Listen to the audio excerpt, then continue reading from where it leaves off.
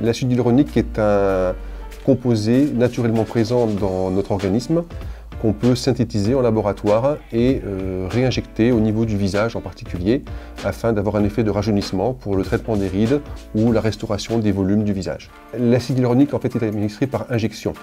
Il y a différentes techniques d'injection en fonction du type d'acide hyaluronique qu'on utilise et des zones qu'on traite.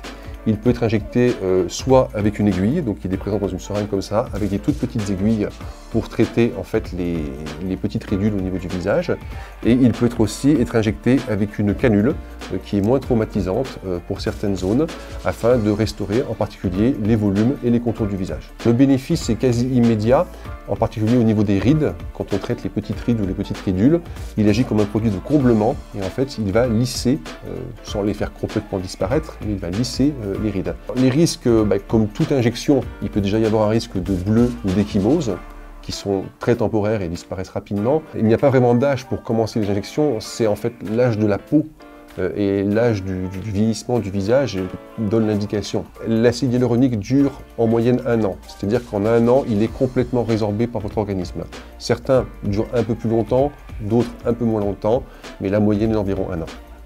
Avec l'acide hyaluronique, on peut traiter beaucoup de zones au niveau du visage. On peut traiter, comme vous le voyez sur cette photo, donc à droite avant et à gauche après, les rides au niveau des joues, par exemple, que l'on peut combler. On peut traiter aussi les plis d'amertume, comme vous le voyez, et aussi l'ovale du visage, afin d'obtenir un effet tenseur au niveau de l'ovale. Donc en fait, on se rapproche presque de l'effet d'un lifting chirurgical, sans y arriver complètement, sinon on ferait un lifting, mais on arrive quand même à s'en rapprocher. On peut traiter aussi les volumes au niveau des pommettes, comme vous le voyez sur cette photo, où les pommettes paraissent beaucoup moins plates avant qu'après.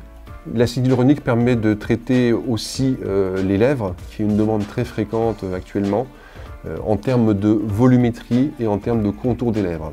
Le but est d'avoir l'aspect le plus naturel possible sans avoir une trop grosse augmentation de volume.